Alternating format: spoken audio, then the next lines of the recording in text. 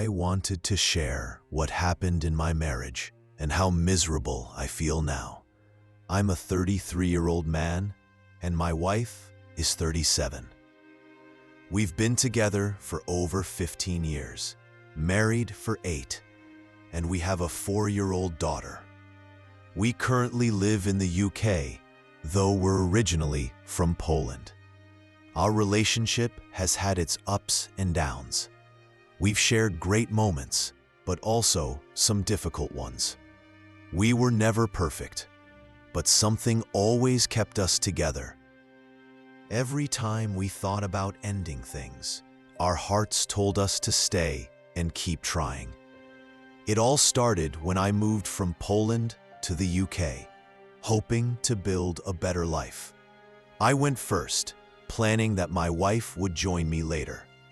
I saved up a decent amount of money so we'd be secure once she arrived, enough for a car, rent, and basic needs. After 1.5 years apart, she finally joined me. Things were hard at the beginning. New job, language barriers, but we managed. We were happy and had plans to start a family.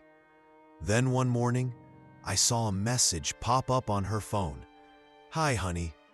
I had never checked her phone before, but something told me to look.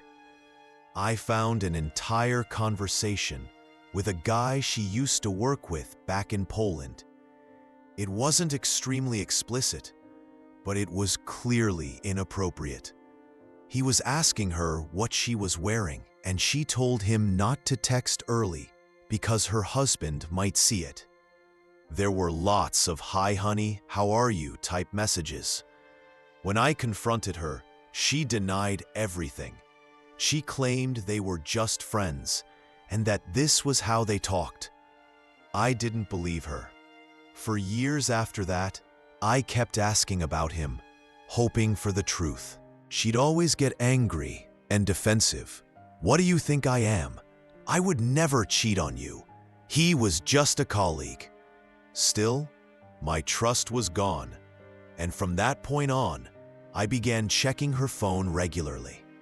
Eventually, we bought a house and had our daughter.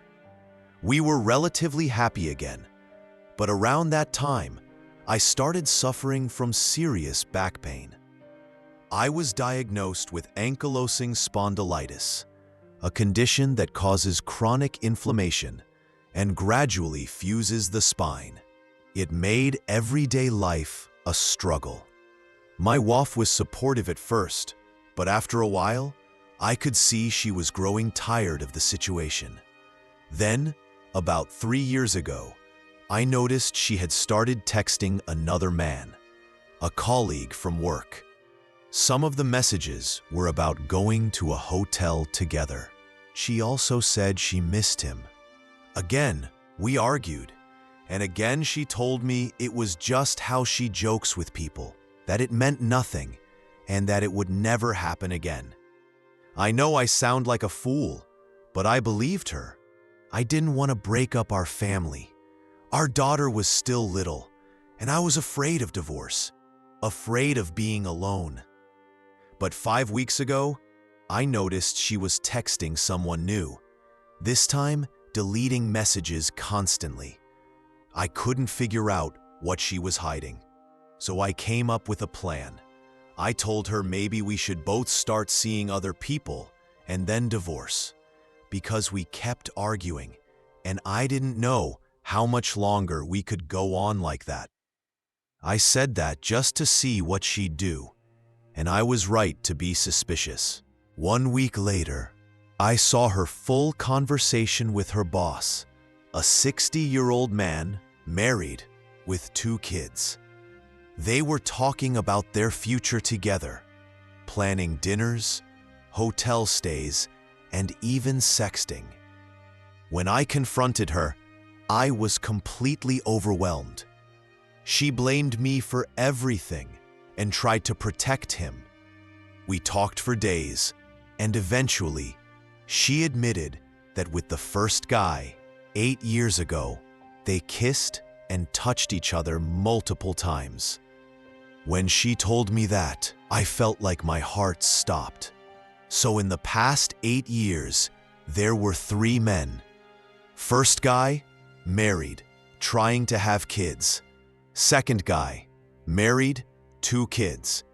Third guy, current boss, married, 2 kids. I won't go into more detail, though there's plenty. But right now, what hurts the most is that I still love my wife, and I feel completely shattered and broken. We're now planning a divorce and trying to separate. It's complicated. We have a mortgage and a 4-year-old child. We're not doing well financially either. She told me clearly she doesn't love me anymore and doesn't want to be with me. I invested so much into this relationship. I gave everything I could, and I still love her. It's hard. I don't know how to move forward from this. I know I wasn't the perfect husband. My health issues didn't help. But every day I ask myself, did I really deserve this? A few weeks after the truth came out, things at home changed drastically. We still lived under the same roof, but the silence was louder than any argument we'd ever had. We spoke only when necessary, usually about our daughter, about bills, or about logistics. The warmth that once lived in our home had turned into cold avoidance. I found myself wandering from room to room, replaying every memory, every red flag I ignored, and asking myself what it was all really worth. There were nights when I couldn't sleep, when the images of her with someone else haunted me so vividly, it felt like I was watching a film I couldn't turn off. I started going for long walks at night. Even in the rain, I needed the quiet, the space. The cold air helped me feel something other than pain. One evening, I ended up at a small coffee shop not far from our house. It was late, almost closing, but the owner, an older man with kind eyes, didn't ask me to leave. I ordered tea and sat there for almost an hour, just staring out the window. And that's when I met Elena. She worked there part-time, originally from Spain, and had noticed I'd been coming in more often. One night, she simply sat down at my table and said, "You look like you carry a lot." I don't know what made me open up to her. Maybe the fact that she was a stranger, maybe the way she didn't pity me. But I told her the truth, not all at once. But over time, we started talking more. Nothing romantic, at least not at first. But she became a kind of mirror. She asked hard questions. She challenged me. And she reminded me of who I used to be before the betrayal, before the bitterness. She never offered advice, just presence. Back at home, my wife and I agreed to file for divorce officially. We started splitting responsibilities. She stayed out more often, and I didn't ask where she was going. The jealousy, the pain, I was learning to let it go. Not because it didn't hurt, but because I didn't want it to control me anymore. One night, I told her, "You hurt me in ways I didn't know were possible, but I'm tired of resenting you. We both made mistakes. I can't carry this forever." She didn't respond, but her eyes softened for the first time in weeks. The next morning, I packed a small bag and moved out. A friend of mine offered me a room until I could get back on my feet financially. It wasn't much, just a bed, a desk, and a window. But for the first time in a long while, it felt like mine. Elena and I kept talking. Sometimes she'd bring over food from the cafe, and we'd sit on the floor, talk about books, life, heartbreak. Slowly, I began to feel human again. And somewhere in the middle of all this chaos and healing, I realized something important. Healing isn't about forgetting.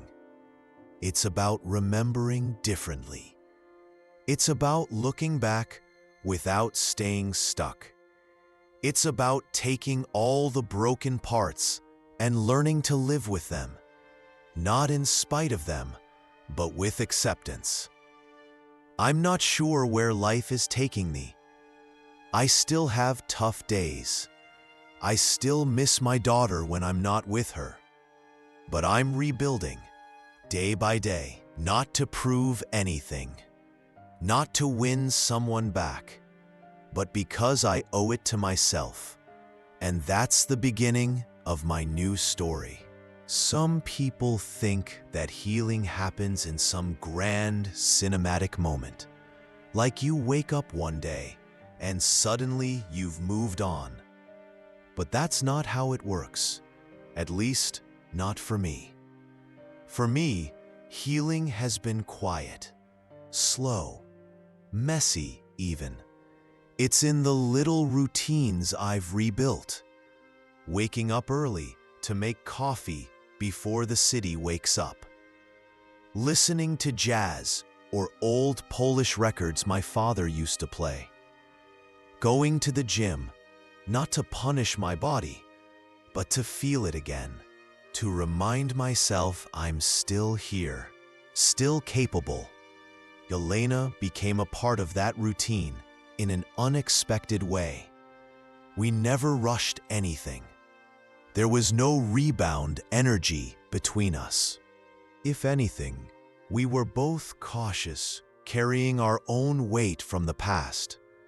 But in that caution, I found comfort. We could sit in silence for hours, and it didn't feel empty. One day she asked me, "If you could go back in time and erase everything, would you?" I didn't answer right away, because as much as I hated what I'd been through, the betrayal, the confusion, the endless self-questioning, I realized something else. Without all of that, I might have stayed blind. I might have continued pretending that love alone is enough, that holding on is the same as being strong. But it's not. Sometimes the strongest thing you can do is let go. Let go of who you thought someone was. Let go of the future you pictured. Let go of needing closure that may never come. And most importantly, let go of blaming yourself for someone else's choices. My daughter has been my anchor. Every weekend I get to spend with her reminds me why I'm still fighting to become a better man. Not perfect, just better. Not angry, just honest. I tell her stories. We draw and dance to silly songs. And when she laughs, I remember that there's still light in my life. As for my ex-wife, we're civil now. Some days we even manage to talk without tension. Co-parenting has its own set of challenges, but I've learned to separate the past from the present. She's no longer the woman who betrayed me. She's my daughter's mother. That's the role I choose to focus on. And maybe that's the real lesson here. Pain doesn't disappear, but it transforms. And if you let it, it can transform you too, into someone wiser, softer, and more grounded. Someone who finally understands that love is not possession, that trust, once broken, doesn't have to make you bitter. It can teach you what you truly value, what you'll never tolerate again. I still have a long road ahead, but for the first time in years, I'm walking it without dragging the weight of someone else's choices behind me. I'm choosing peace. I'm choosing growth. I'm choosing myself. And that is where real healing begins. 1 year later, I'm sitting on a park bench, watching my daughter chase pigeons with a stick she's pretending is a magic wand. She's laughing uncontrollably, full of energy, full of life. I smile, and for once, I don't feel a heavy shadow behind it. Life looks different now. The divorce went through smoothly. We managed to keep things respectful, and while we'll never be close friends, my ex-wife and I now function like a team where it matters. For our daughter, we communicate better than we did during the last years of our marriage, ironically. But there's no anger anymore, just a quiet understanding that we both broke and got broken. I moved into a small flat, not far from the school, in a cozy neighborhood with trees that bloom early in the spring. It's not fancy, but it's mine, filled with books, music, and sunlight, and peace. God, I never realized how much I needed peace. Elena and I still see each other. She never tried to fix me, and maybe that's why things worked. We built something slowly, out of patience and trust, not out of need. We still keep our own lives, our own spaces, but there's something steady between us. Something kind. Something that doesn't feel like a performance. There are nights where we cook dinner together and talk for hours.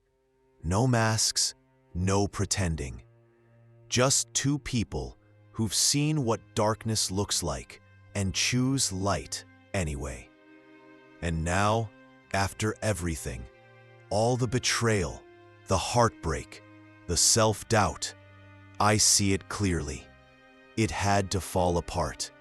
Not because I deserved the pain, but because I needed to wake up, to stop living through someone else's love, to learn that being alone isn't failure, it's clarity. I learned that I am more than someone's husband, more than someone's mistake. I am a father, a man who rebuilt his own soul piece by piece, someone who chose healing, even when revenge was easier. Someone who still believes in love, just not the fairy tale kind. The real kind. The kind you build, slowly, carefully, honestly. And as I watch my daughter run toward me, yelling "Daddy," with her arms wide open, I realize I made it.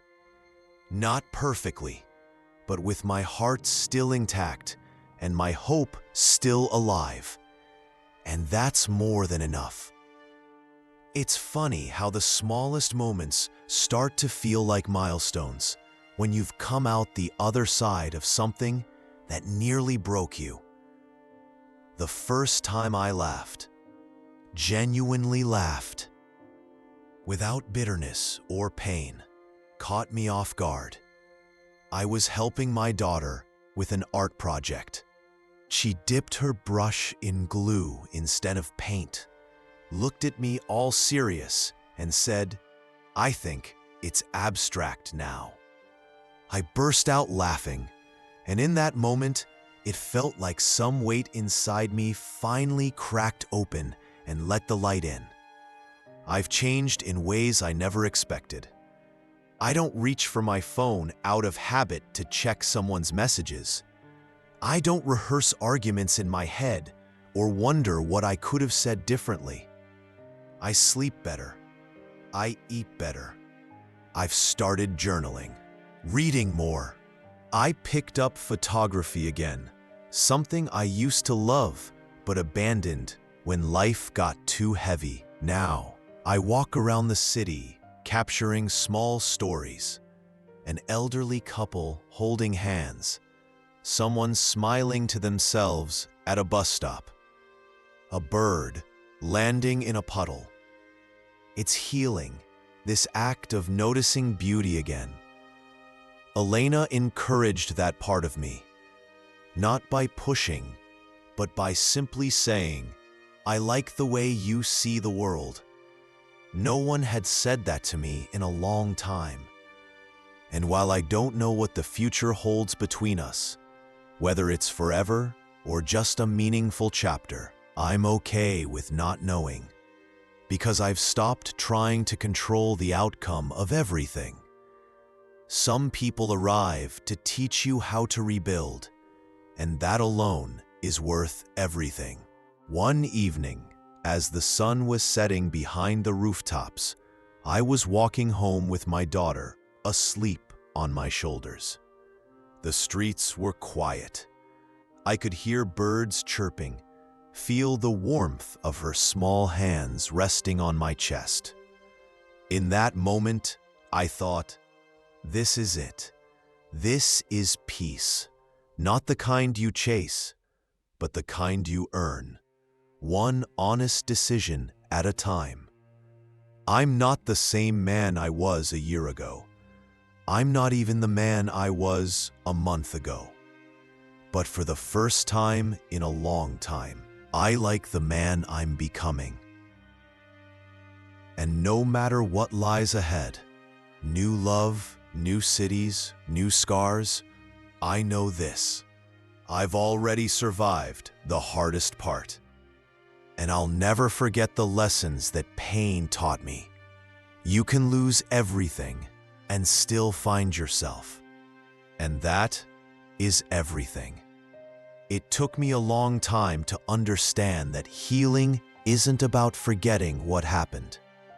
It's about learning to live with the truth and still choosing to move forward.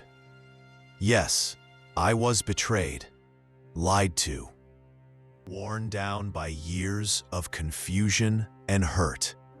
I gave my heart to someone who didn't protect it. I tried to hold together something that was already falling apart. And I stayed far longer than I probably should have, convincing myself that love means sacrifice, even when it cost me my peace. But now I know better.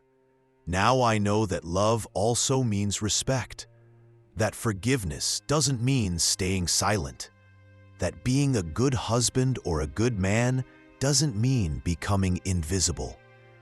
What I went through nearly broke me, but it also forced me to rebuild myself, stronger, clearer, and more grounded than before. I stopped waiting for someone else to choose me, and I started choosing myself. For my daughter, for my future, for the version of me who deserves peace, loyalty, and joy without fear attached. There are still hard days, mornings where I wake up with a quiet ache, moments when the past taps on my shoulder. But I no longer carry it like a weight. I carry it like a lesson, a reminder that even when people fail you, you don't have to fail yourself. To anyone reading this who's going through something similar, I know how it feels to be lost, betrayed, and heartbroken. I know what it's like to question your worth after someone you loved treated you like you didn't matter. But please hear this. You do matter.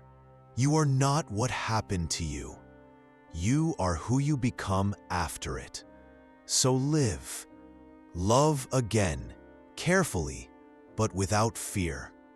Laugh with your child, call your friends, find something that makes you feel alive again. Take one step at a time, and if it feels impossible, take one breath at a time instead. The road back to yourself is long, but it's there, and every day you keep walking is a victory. You've already made it this far, and that means you can make it anywhere. If you enjoyed this video, don't forget to subscribe to the channel and leave a like.